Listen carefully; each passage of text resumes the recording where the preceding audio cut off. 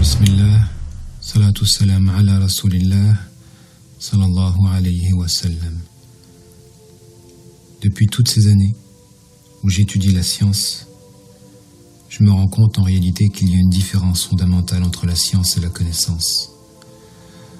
Dans la mesure où savoir n'implique pas forcément la pratique. Alors que la connaissance, quant à elle, implique justement l'action d'expérimenter le savoir. Vous trouvez énormément de personnes qui savent, mais qui n'agissent pas pour autant consécutivement à leur connaissance. Et vous en avez d'autres qui cherchent quant à eux à expérimenter leur connaissance. D'où la différence qu'il y a entre al-ilm et al-ma'rifa. Et franchement, ces derniers temps, c'est plus la connaissance qui m'attire que la science. Car j'ai besoin, et je pense on est beaucoup à être concernés, nous avons besoin de vivre notre savoir, de l'expérimenter et de le goûter. Effectivement, je me suis énormément attardé sur la notion de la souffrance. Il y a une différence radicale entre ceux qui parlent de la souffrance et qui ne l'ont jamais expérimentée, et ceux qui l'ont expérimenté. Et aborder ce sujet va de pair avec celui du bonheur. Car je pense qu'on est tous concernés par cette quête-là, la quête du bonheur. Et à bien réfléchir, il y a un rapport de proportion entre la souffrance et le bonheur, dans le sens où la non-réalisation du bonheur implique justement la souffrance. Et quand on s'attarde sur la notion de bonheur, on remarque en réalité que c'est une question de non-réalisation de la volonté. À partir du moment où on a une volonté et que cette dernière ne s'accomplit pas, on va souffrir. D'où le fait qu'il y a 3 degrés en réalité dans la souffrance. Le premier des degrés, c'est celui d'avoir sa volonté réalisée de manière incomplète. Donc cette notion de frustration. Quand on ne parvient pas justement à compléter sa volonté. Le second degré, c'est celui de ceux qui tout simplement ne parviennent pas à réaliser leur volonté. Et le troisième des degrés, c'est ceux qui, non seulement ils ne parviennent pas à réaliser leur volonté, mais ils récoltent, en contrepartie de leur effort à vouloir la réaliser, le contraire de ce qu'ils désiraient. À titre illustratif, prenons l'exemple de celui qui investit une somme d'argent en vue de la fructifier. Eh bien, il y a une différence de taille entre celui qui ne parvient pas justement à fructifier sa somme de départ, mais qui retombe sur ses pieds, dans le sens où il conserve son apport, et celui qui, non seulement ne parvient pas à fructifier son argent, mais en plus perd sa somme de départ. Pire, quand il s'endette. En réalité, il en va de même de ceux qui, à travers un effort, s'attendaient à obtenir des résultats et obtiennent tout le contraire. Et la souffrance sera à la hauteur de l'amplitude entre ce qu'ils désiraient et ce qu'ils ont obtenu. Pour ma part, j'ai longuement médité ces versets du Coran où Allah Ta'ala dit « Man amila saliha min zakarin aw unsa wa huwa mu'minun falanuhyiyannahu hayatan tayyibah » Celui qui accomplit de bonnes œuvres, qu'il soit un homme ou une femme, tout en étant croyant, alors nous le ferons goûter à une vie de bonheur, à une belle vie. La question est, pourquoi, malgré que l'on œuvre dans la bienfaisance et que nous œuvrons à adorer Allah Ta'ala comme nous le devrions, nous ne parvenons pas à goûter à cette vie de bonheur? Quand on s'attarde sur le verset du Coran, on se rend compte que au centre de ce verset, il y a un terme qui peut nous permettre de comprendre pourquoi nous ne parvenons pas à vivre une vie heureuse et épanouie. Et ce terme-là, c'est le terme de la foi. Parce que la première partie, c'est « Man amila saliha », celui qui fait de bonnes œuvres, qu'il soit un homme ou une femme. « Wa huwa mu'minun », ça c'est le centre du verset. La conséquence, « Falanuhyannahu hayatan tayyiba ». Ensuite, le résultat, c'est qu'il vivra une belle vie. Malheureusement, pour beaucoup d'entre nous, nous n'adorons Allah Ta'ala que lorsque tout va bien. Et nous agissons en fonction des résultats. Dans le sens où, quand on l'adore et que on l'invoque, si nous n'obtenons pas les choses que nous avons demandées, alors nous nous rebellons et nous nous mettons en colère. Et ceci est une faute. Ceci est une faute qui révèle qu'en réalité, que ce n'est pas Allah Ta'ala que nous adorons, mais bien notre ego. Car lorsque celui-ci est insatisfait, qu'il n'obtient pas ce qu'il veut, alors nous nous dressons contre Allah Ta'ala par la rébellion et la colère. D'où cette notion de patience.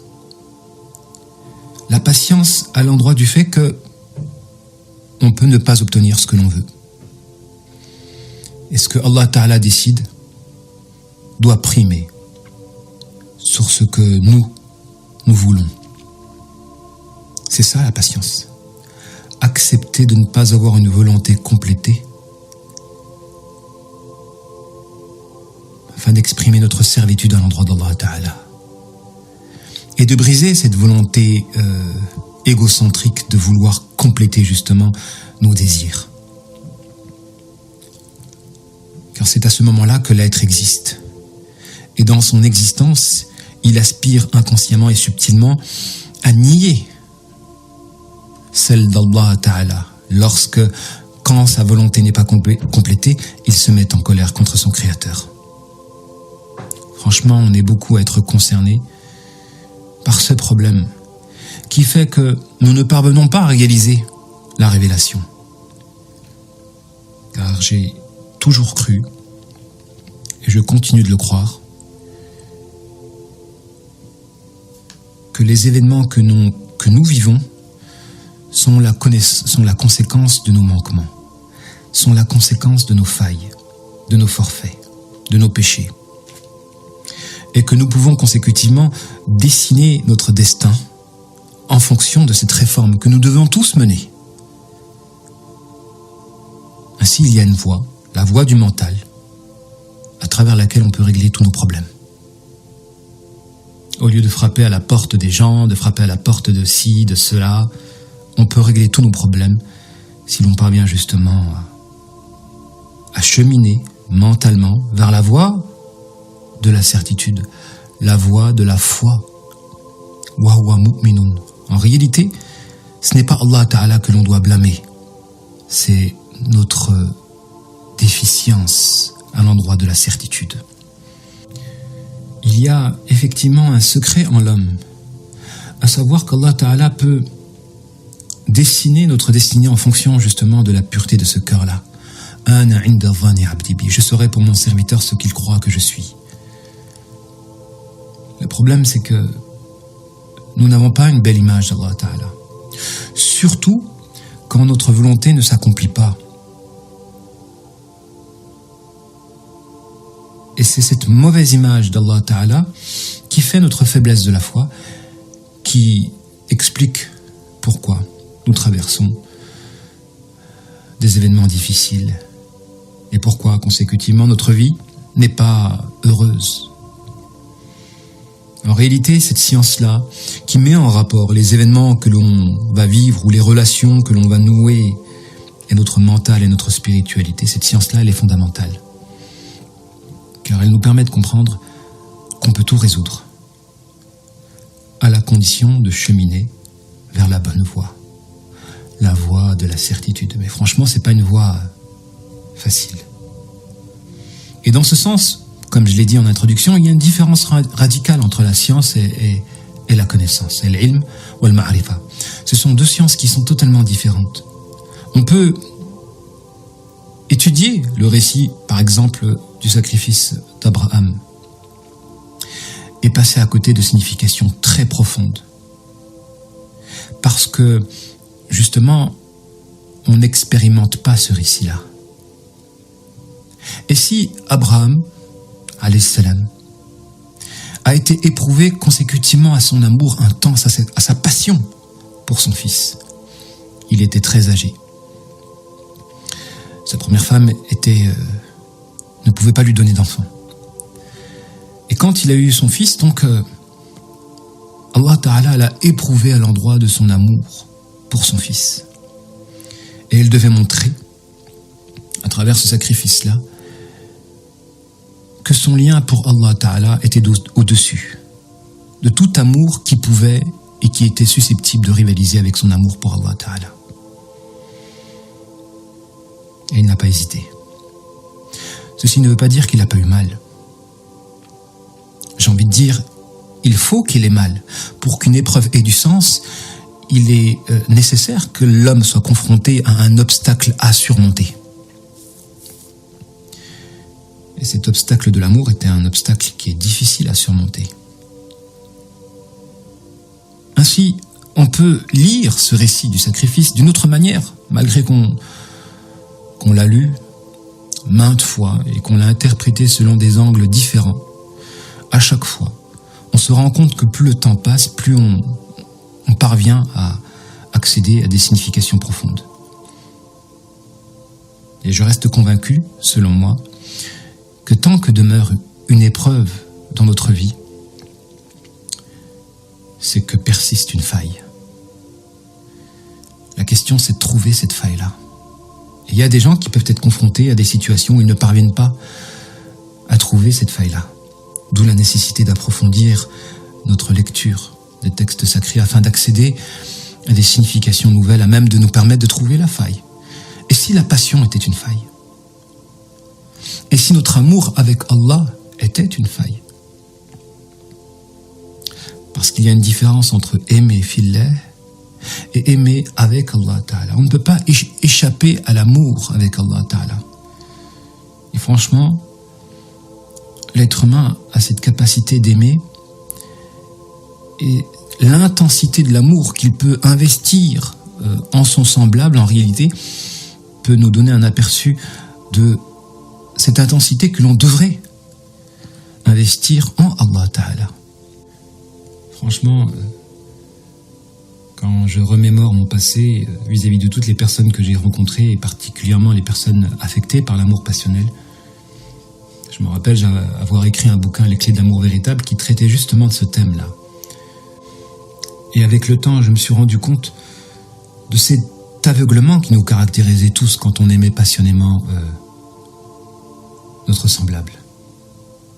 Cet entêtement à vouloir courir derrière quelque chose de potentiellement nuisible et d'être confronté à un amour, à même de procurer du bonheur qui, en réalité, nous faisait plus du mal qu'autre chose.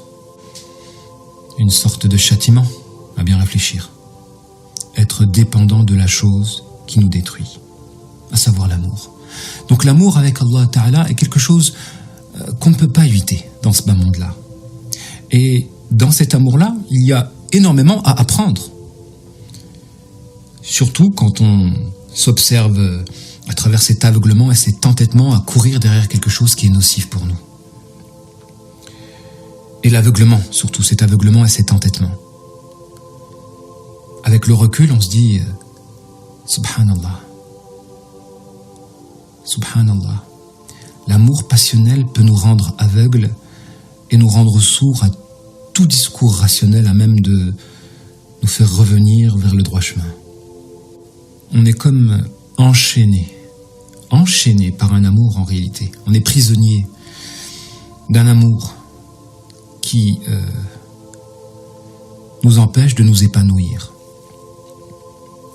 Et c'est pourquoi les deux caractéristiques qui nous permettent de confirmer que l'on vit un amour passionnel, c'est la dépression, étant donné qu'un amour passionnel n'est jamais réciproque, alors la personne va connaître une forme de dépression, à courir derrière quelque chose qu'il ne parvient pas à saisir, à courir derrière des ombres. Et le déni. Le déni. Le déni de ne pas accepter en réalité la non-réciprocité de ce sentiment qu'est l'amour. Ce sont les deux éléments qui nous permettent de confirmer que l'amour que l'on peut vivre est un amour passionnel. Et l'amour passionnel, et c'est la question que je me pose, est-ce qu'il peut être la cause d'une épreuve qui va viser le bien-aimé, l'être aimé passionnément? C'est une question que je me pose. Car à bien réfléchir, Ismaïl, alayhi salam, le fils d'Abraham, était un enfant, il n'a rien demandé, et pourtant, c'est lui qui est l'objet du sacrifice. Certes, c'était Abraham qui était éprouvé à l'endroit de son amour pour son fils, mais l'objet de ce sacrifice, c'est Ismaïl alayhi salam. Est-ce que lorsqu'il y a un lien de réciprocité entre un amour passionnel et un bien-aimé, le bien-aimé sera éprouvé? Et cette question-là, en réalité, nous porte à conclure que les épreuves de type relationnel impliquent un rapport de proportion entre les êtres liés par un sentiment. C'est la fameuse règle du « fuis-moi, je te suis » et « suis-moi, je te fuis », qui met en relief justement le fait qu'il y a un rapport de proportion entre deux personnes quand il y en a un qui est fortement attaché à l'autre, mais de manière non symbiosée, c'est-à-dire de manière non synchronisée. Quand les deux sont attachés l'un vis-à-vis de l'autre, mais qu'ils ne sont pas attachés de manière synchronisée, alors la règle du « fuis-moi, je te suis » et « suis-moi, je te fuis » va se réaliser, en tout cas se trouver vérifiée. Ainsi, la question que je me pose, est-ce qu'il y a un rapport de proportion entre l'épreuve qui vise un bien-aimé et l'amour qu'on lui porte, quand cet amour s'opère avec Allah Ta'ala? Et dans ce sens-là, il existe deux failles qui méritent d'attirer notre attention. La faille de l'amour, quand cet amour franchit le degré de la passion, et la faille du déni. Et ce sujet-là mérite en réalité un long développement.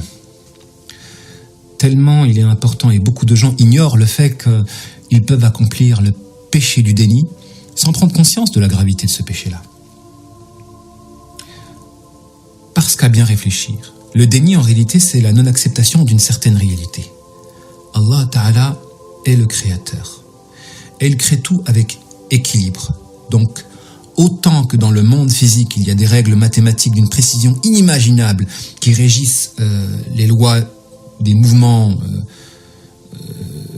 de la matière, vous avez autant dans le monde spirituel des lois mathématiques d'une précision inimaginable qui peuvent nous permettre de comprendre les épreuves, les événements, particulièrement les épreuves relationnelles. Et cette science-là implique d'approfondir toutes les potentielles failles que la masse ne considère pas comme telles. Et le déni fait partie des failles. Quand le déni, en réalité, c'est une non-acceptation de la réalité. En réalité, c'est l'action de réaliser un décalage entre notre conception des choses et la réalité. Je l'avais dit en introduction, que le malheur, c'est le contraire du bonheur, et que le bonheur impliquait l'action d'accomplir la volonté. Et cette volonté peut se traduire par une conception, un idéal. Et quand notre idéal ne se réalise pas, on peut souffrir. Et le refus de souffrir des conséquences du décalage entre l'idéal que l'on se fait et la réalité peut nous pousser au déni. En réalité, le déni, c'est la négation de la souffrance. C'est la négation de la souffrance qui nous fait souffrir. Le déni, c'est la négation d'une souffrance vaine, puisque par cette négation d'une certaine réalité, en réalité, on nourrit notre propre souffrance. Il existe différents types de déni. Et le premier des dénis auxquels nous sommes tous confrontés, c'est le déni du malheur. Quand on se refuse à se voir éprouvé. Et qui peut nous porter à dire « Pourquoi moi ? Pourquoi moi ?» Et qui peut nous porter donc consécutivement à nous opposer au destin ou à nous mettre en colère contre Allah Ta'ala. Le déni du malheur, tout simplement. Le déni de notre frustration, de nos blocages, de nos épreuves. Le déni de la souffrance, quand on se refuse à se voir souffrir. Et je pense qu'on est beaucoup à avoir été concernés par ce déni-là, qui révèle en réalité notre absence de foi. Je le rappelle, le verset que je vous ai cité tout à l'heure, « Man amila saliha min zakarin aw untha wa huwa mu'minun » Le centre du verset, « wa huwa mu'minun » c'est la foi. On va être éprouvé à l'endroit de notre foi. Est-ce que l'on est patient ou pas ? Lorsqu'on sera confronté à une épreuve à travers laquelle notre bonheur sera mis en péril par le non-accomplissement de notre volonté, que ce soit à l'endroit de la frustration, quand notre volonté est incomplète, ou quand notre volonté est bloquée, ou tout simplement quand on obtient le contraire de ce que l'on veut. Il y a différents degrés. Si on se met en colère et qu'on n'accepte pas le fait que notre volonté ne puisse pas se réaliser, en réalité, il y a une négation de la foi par l'absence de la patience. Et le fait d'affirmer en quelque sorte son ego au détriment d'Allah Ta'ala. Soit on est des serviteurs, soit on ne l'est pas. Et être un serviteur implique de placer la volonté de notre maître au-dessus de nous. Et quand il y a un déni de se voir être éprouvé, un refus de se voir être éprouvé, il y a consécutivement pas de tawhid et pas de foi. Donc vous avez énormément de gens qui sont concernés par cette première étape du déni, à savoir l'action de refuser de souffrir. Le croyant véritable est celui qui accepte d'être éprouvé et qui accepte consécutivement que sa volonté ne puisse pas s'épanouir des conséquences de ses actes, de ses failles, de ses forfaits, de ses péchés. Encore faut-il qu'il établisse justement ce rapport de proportion entre ses failles et ses épreuves. Ça, c'est le premier des degrés et je pense que la majorité peut se sentir concernée. Le deuxième des degrés, à l'endroit de l'épreuve relationnelle, car c'est un sujet qui touche énormément de gens, puisque le bonheur est une question de relation, c'est la non-réciprocité d'un sentiment. Donc l'épreuve à l'endroit de l'amour, quand on aime et qu'il n'y a pas de réciprocité.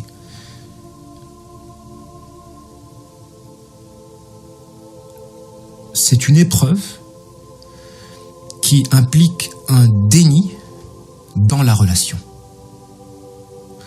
Le degré numéro 1, c'est à l'endroit des événements, de la volonté, mais qui ne touche pas spécialement le cœur, c'est-à-dire les sentiments, l'amour, etc.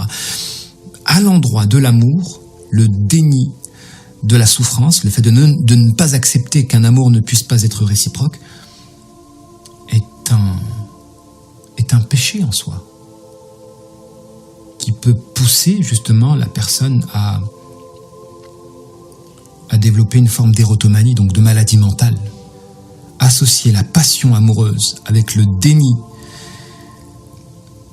de la non-acceptation, de la non-réciprocité de ce sentiment-là, c'est devenir érotomane. Et l'érotomane est quelqu'un de toxique. Et quelqu'un de toxique à travers lequel, justement, le démon peut s'incarner. Le premier des dénis est un déni qui fait que le démon va vous convoiter. Dès que vous êtes en colère contre Allah Ta'ala par la non-acceptation d'une souffrance, vous allez absorber le diable. Mais c'est un diable général. Tandis que le degré numéro 2, c'est un diable à l'endroit de la relation. Vous allez absorber le diable si vous aimez passionnément quelqu'un d'un amour non réciproque. En étant dans le déni de la non-acceptation, de la non-réciprocité de ce sentiment-là, vous allez absorber le qarin de l'être que vous aimez passionnément. Et malheur à celui qui confirme un tel amour subjugué par la passion de celui qui le convoitera. Le troisième des dénis, c'est le déni de l'image.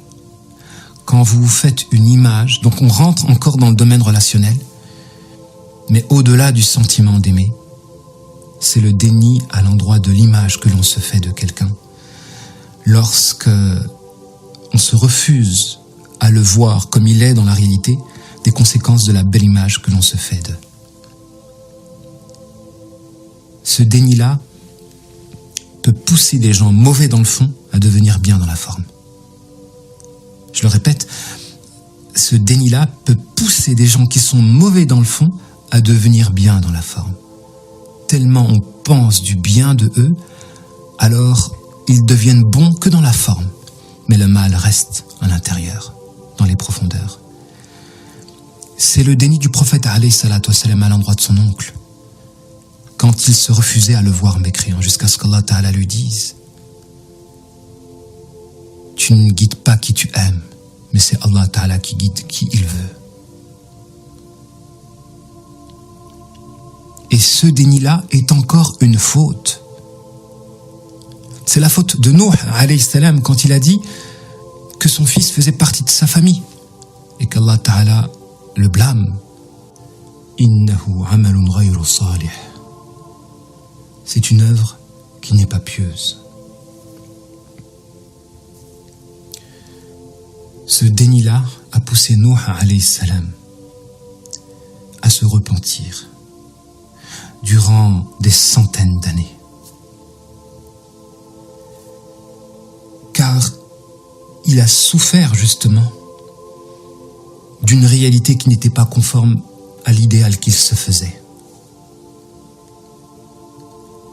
Et il a refusé des options qui pouvaient être autres que l'idéalité qu'il se faisait.